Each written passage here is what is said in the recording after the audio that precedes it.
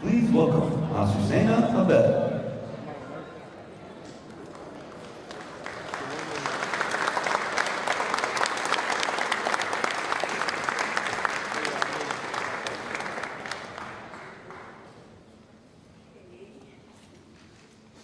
Okay, everybody, let's relax. We have a special moment today. My name is Azucena Abel, and I'm a proud resident of this beautiful town, Tampa Bay.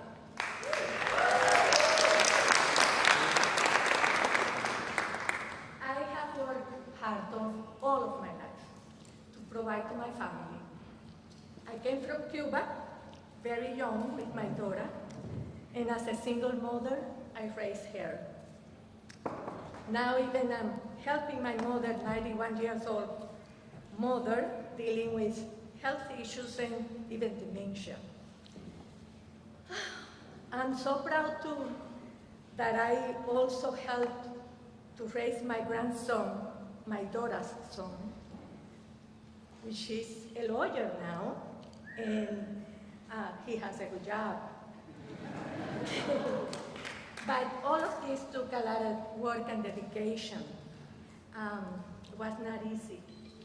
Our health is actually the most important thing that we all have. For me, for my family, and I'm sure for all of you.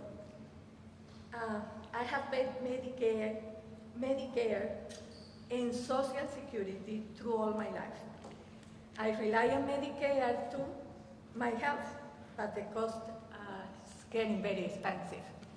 When I had surgery last year of my knee, I have a replacement, and that the cost of preventing medicines for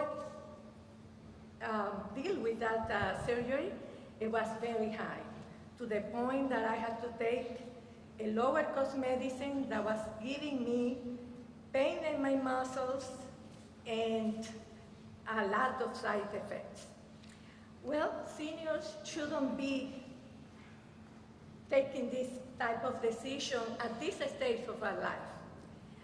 So, our president, Biden, is committed to protecting Social Security and Medicare and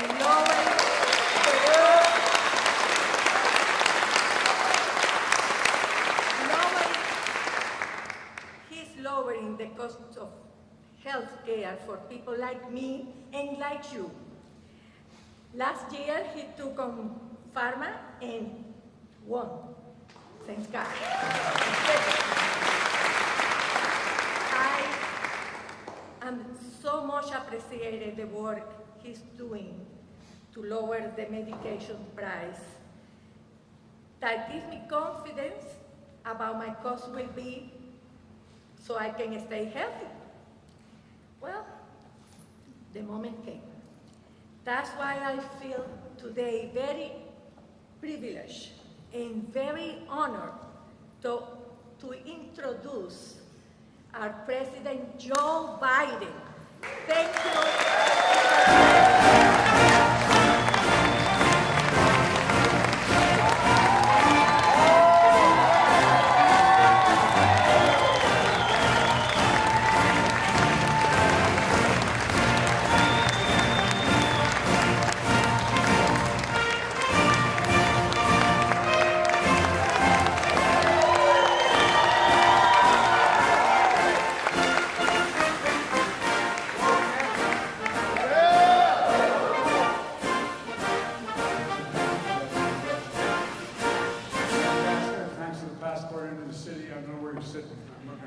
There you are. Thanks for the passport. And I want to also thank the members of Congress here today. Kathy Castor, who represents this district, and Darren Soto, both good friends. And, two champions for opportunity, health care, and a safer climate for the people of Florida. I can't stand here and not tell you how much I admire Charlie Crist. Charlie?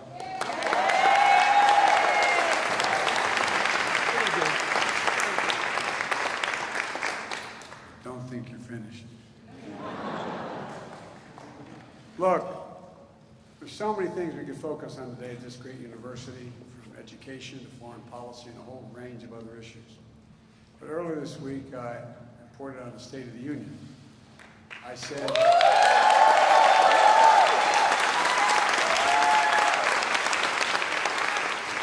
says because of the people of this country, the resilience and the strength, the soul of the nation is strong, and the backbone of this nation is strong, and the people of America are strong. It's never been a good bet to try to count us out. Never, ever, ever. We're often told that Democrats and Republicans can't work together. But as I told my Republican friends on Tuesday, if we could work together the last Congress, and we did, there's no reason we can't work together to get things done as well in this Congress. And Pat Besquet, an old friend of mine,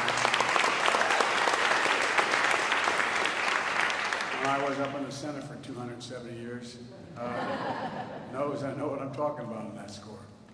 We passed more major pieces of legislation in our first 2 years together, Democrats and Republicans, than any administration in history. The bipartisan infrastructure law, that was $1.2 trillion we agreed on to make us #1 in the world again. The CHIPS and Science Act, which is causing the investment of $300 billion, $300 billion to build these new fabs, they call them, factories to make chips, which we invented here in America, I might add. The PACT Act, which is to save the families and keep our commitment to all those who found themselves in this place. Bipartisan, we passed the Respect for Marriage Act. Don't tell me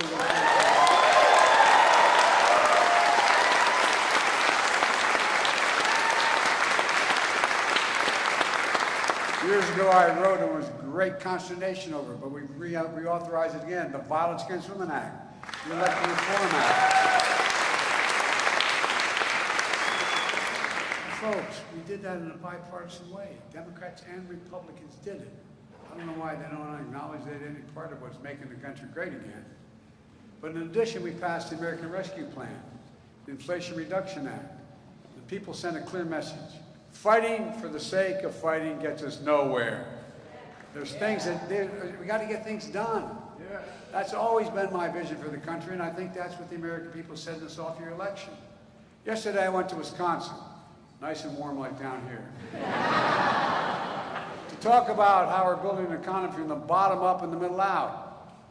I'm so tired of trickle-down economics, not allowed to trickle down to my dad's table when we were growing up. Today, I came to Florida to talk about a critical piece of that plan, giving families and seniors just a little more breathing room, my dad would say, to lower your health care costs, and especially important here in Florida. As I'm not surprised any one of you, it is to other people around the nation, you have the highest percentage of seniors of any state in the nation. The highest percentage. Folks on fixed incomes, relying on Social Security and Medicare to get by. They deserve a greater sense of security and dignity. That's what my plan offers. To many Americans, lay in bed at night, staring at the ceiling, wondering what happens if I get sick, if I get cancer, or my wife gets breast cancer, or the kids get really sick. What happens? What happens? We're going to have to sell the house. How are we going to pay our bills? I know my dad did that when he lost insurance at the company he worked for. Look, I get it. I signed the Inflation Reduction Act and took on the most powerful interest we've been fighting for years, pharma, to bring down health care costs so you can have a better night's sleep.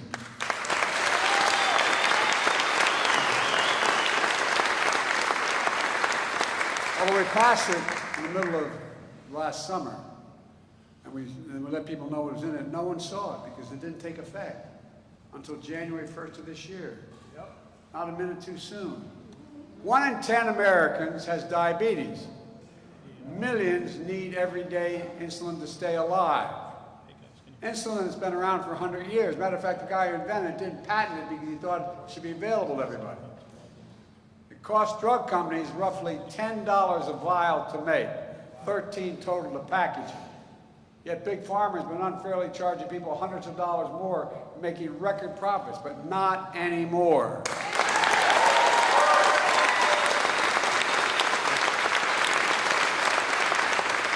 capped the cost of insulin at $35 for seniors on Medicare.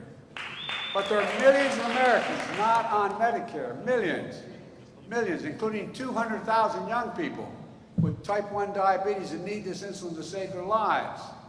Let's finish the job. Cap insulin at $35 a month for everyone who needs it. You know, we pay more, I know Charlie knows this, we pay more on prescription drugs than any country in the world. Let me say that again. The United States of America pays more on prescription drugs than any country in the world. There are many drugs, like expensive cancer drugs, that cost up to $10,000, $12,000, $14,000 a year. Well, as of this year, they can be charged no more, they can pay no more than $3,500 no matter what drug they get, and next year it goes down to $2,000, the maximum they have to pay for drugs.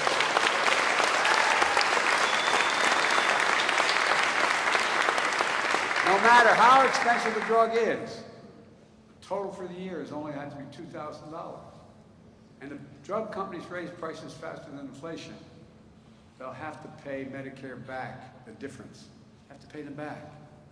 We also made common vaccines like whooping cough and shingles and free from instead of $100 to $200 a shot. They're free for all of them. We're finally giving Medicare the power to negotiate drug prices. We're trying to do this for years. And by the way, just hold for a second. One of the things a lot of you know, we're in the military, we're able to, at the VA, they can negotiate the price they're going to pay for the drugs that soldiers and sailors and airmen, et cetera, need. But Big Pharma, up to now, has always stopped their ability to negotiate with them. Well, they're the only, by the way, the only group in the world we can't negotiate with. We couldn't negotiate. But we finally got it done. Bringing down prescription drug costs doesn't just save seniors money. Cut the federal budget by hundreds of billions of dollars. Not a joke. Because instead of paying $400, they're going to pay $35 for it. That's the government's cost. So this also brings down the deficit. You guys have to stand the whole time I'm standing. Why don't you bring us some extra chairs here, for real? Do we have chairs out there? That's not right. Sure, I know you can do it, but all right. If you want to come up on stage, you can do that too if you want to. Look, this is pretty basic. This is pretty basic. When I meet with the new Republican leadership, they say they're not going to raise taxes on anybody at all, and they're not going to do that. They're just going to cut. I said, what would you cut? I said, I'll start off. If you don't stop trying to do away with the legislation I did to hold Big Pharma accountable, I'm going to cut by hundreds of billions of dollars a day. And they looked at me like, what the hell is he talking about? Well, guess what? You pay that cost. Republicans and Republican senators and congressmen, and there are a lot of good ones, are still threatening to repeal the Inflation Reduction Act, which contains this legislation. Republican Congress have their way. The power we just gave Medicare to negotiate lower prescription drug prices goes away. A $2,000 cap next year in prescription drug goes away. The $35 a month insulin limitation goes away. And by the way, I was able to get enacted an $800 a year in savings for Americans to get their health insurance under the Affordable Care Act. But guess what? They want that to go away too. They've been trying to get rid of the Affordable Care Act for years, and millions of people are on it. If Republicans repeal the Inflation Reduction Act, we'll lose that $800 as well. And all the people who get their health care through the Affordable Care Act, 20% of all the people who get their health care through the Affordable Care Act live in Florida. 20%. And by the way, that's 3.2 million people. They're still trying to take it away.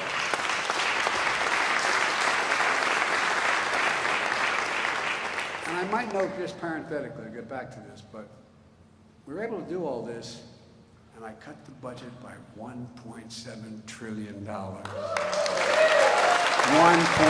more than any president has in all of American history.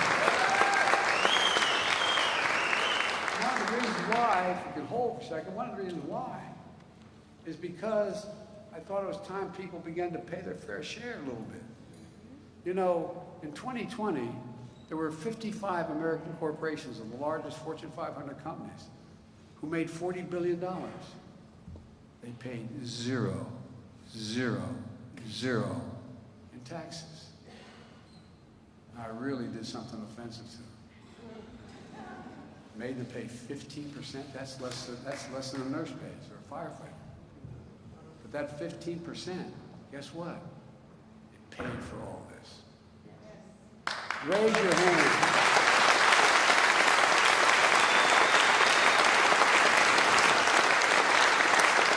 I made a commitment when I got elected, I'm going to keep it, I kept it, I'm going to keep it. No one making less than $400,000 will pay an additional penny in tax. Not one single solitary cent.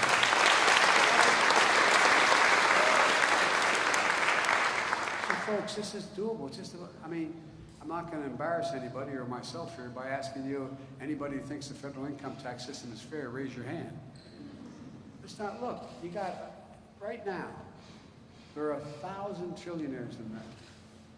I mean, excuse me, billionaires in America. 1,000. It went up from 600 and some, just in 2 years. You know how much they average pay, the average percent of their salary, their income they pay? 3%. 3.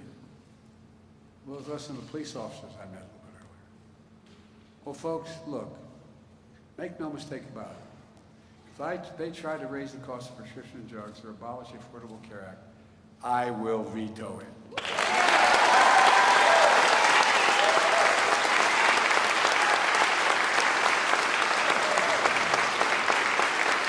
Look, the Affordable Care Act also includes this offer. If a state expands Medicaid, not Medicare, Medicaid for the poor, so low-income folks can get health care, the federal government picks up 90% of the cost. That's the deal, 90%. Well, guess what? State only pays 10%. It's a great deal. 39 states said, yeah, send it to us. Only in Florida, 11 states, including Florida, said, no, we don't want Medicaid. No, I'm serious. Over 1.1 million people in Florida would be eligible for Medicaid if Governor DeSantis just said, I agree to expand it. It's not, this isn't calculus. And by the way, it would also help keep rural hospitals open. Why are they closing? Now, think about this all across America. I'll just talk about Florida for just a second. When folks don't have Medicaid, they come in and they're poor and the rural folks, the hospital can't charge them. There's nobody to charge. There's no money. They take care of them if they come through the door. But 8 rural hospitals have already closed in Florida since 2005, 8. And 7 others are at risk closing in rural Florida. That's more than 1/3 of all the rural hospitals in this state.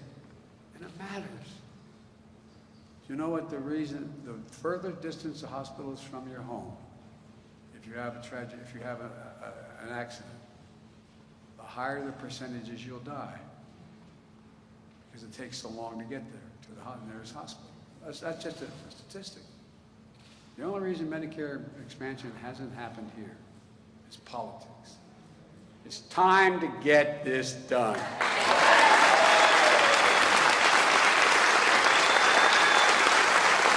It really is. And if you've done it, you've been elected.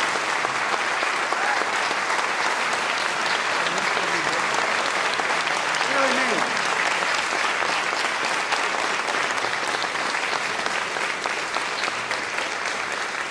You really don't get it. It's not like you're the poor state of the union.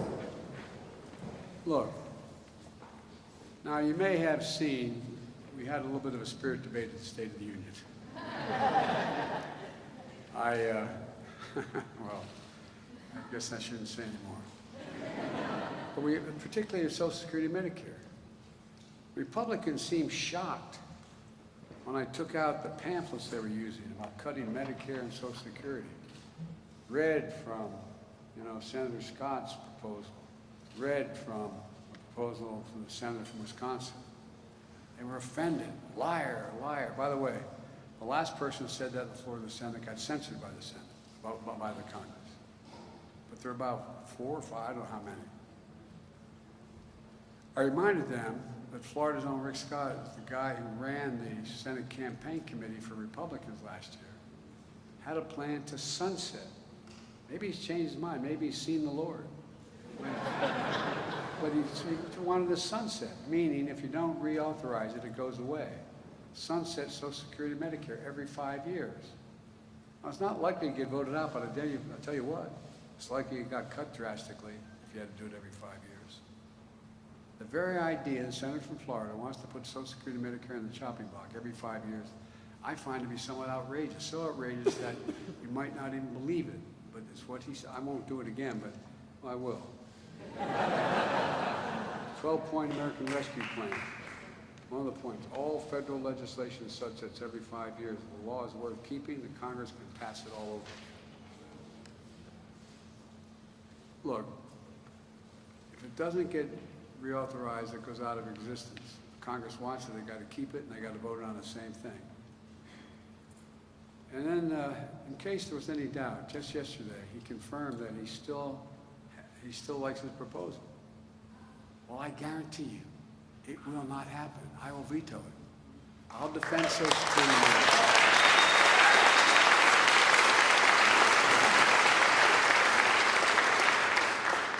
Senator Scott's not the only one. Senator Johnson of Wisconsin, his own party plan. He laid out Social Security should be in the chopping block every year. But look, in his case, as I said, he wants to do it every single year. Let's remember what this is all about. Some of you are on Social Security, or your parents or grandparents are. You earned it. You earned every single penny. You paid into every paycheck you ever got. From the time you were a teenager, you had money taken out for these programs. They're more than government programs. They're a promise we made. Work hard and contribute, and when times come for you to retire, you'll be there. We'll be there for you to help you out. It's been a sacred trust, a rock-solid guarantee. Generations of Americans have counted on it, and it works. The number of seniors living in poverty has plummeted since Social Security was created. And now these guys want to cut it. I don't get it. I really don't. I don't know who they think they are. We saw on Tuesday night Republicans don't like me being called out on this. They were not very happy with me pointing this out. But their words speak. Look, I know that a lot of Republicans, their dream is to cut Social Security and Medicare. Well, let me say this.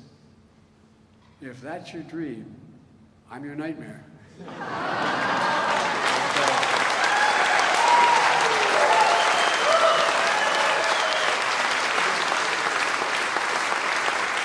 By the way, that may be redundant. I think they already think I am. But if anyone tries to cut Social Security, we're going to stop it. If anyone tries to cut Medicare, we're going to stop it. And look, when I called Republicans out of this on the State of the Union, it sounded, and they started yelling liar, not all, but started yelling liar, liar.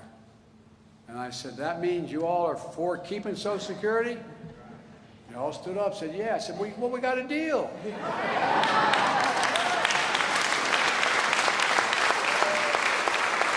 Sounded like they agreed to take these cuts off the table. I sure hope so. I really mean it. I hope so. Because they stood up, the vast majority of them said, yes, we will not cut Social Security and Medicare. Now, granted, I'll believe it when I see it. But we're going to both lay down our budgets very soon. The Speaker of the House has been reasonable in terms of discussions with me so far. He talked about all these things. I said, look, why don't we just, I think it's March, the first week in March, why don't we just lay out our budgets? You put yours down, I'll put mine down. And our people sit and compare them. Decide where we can make a compromise, if we can make a compromise. When I put mine down, they're going to see I lowered the deficit this year by $2 trillion in what I'm talking about. By the way, the last fellow who had this job, who never showed up at the transition, I might add, but the last guy who had this job, he increased the federal debt, which took over 200 years to accumulate. That's what the debt is, by the way. We talk about the federal debt. It's every penny owed since the inception of this nation and the interest rates that follow. Okay, that's what it is. Just in 4 years, he added to that federal debt of over 200 years by 25%. And by the way, You had a $2 trillion tax cut. The vast majority went to the super wealthy. Guess what? Didn't pay for a single solitary cent of it. I will not cut a single Social Security or Medicare benefit. In fact, I'm going to extend the Medicare Trust Fund for at least 2 decades. I'm going to not raise taxes on anyone making over 400,000 grand. I'll pay for all my proposals by making the wealthy and big corporations pay just a little bit more. Like I said, you think a trillionaire should be staying at 3%? Look, I'm a capitalist. If you can make $1 million or $1 billion, I said trillion, if you make $1 billion or $1 million, God love you. But just pay something. No, I mean it sincerely. Just pay something. Capitalism without competition is exploitation. Some Republicans in Congress even threatened to have America default on its debt for the first time in American history if we don't agree to the cuts they want, or don't agree to any, and they will not agree to any tax increases on anything. Well, Democrats have never, ever done that. Our national debt is accumulated well over 200 years. We haven't missed a payment ever in America. Why in God's name would we give up the progress we made for the chaos they're suggesting? This nation has gone through too much. We've come too far to let that happen. And I won't, and I don't think you will either, at least not on my watch. Let me close with this. Just look at what we've done over the last 2 years. 12 million new jobs created. More jobs created in 2 years than any time in American history. More than that.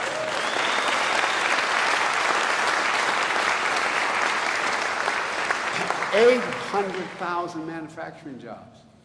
Where in God's name is it written that we can't lead the world in manufacturing again like we used to? The lowest unemployment rate in 50 years. Inflation coming down 6 months in a row with more to go. A record 10 million Americans have applied to start a small business. 10 million. Never happened before. It's clear our overall economic plan is working, but there's much more work to do. Now let's build on the progress we made. Let's protect lower prescription drug costs for seniors, expand health coverage for more who need it and can't get it, defend and strengthen the Social Security and Medicare system, keep building the economy from the bottom up and the middle out. We know we can do this. I've long said, it's never ever, and I mean this from the bottom of my heart, it's never ever been a good bet to bet against the American people. And I can honestly say,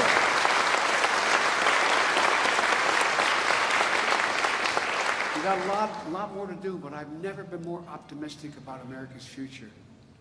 Just remember who we are, for God's sake. We're the United States of America.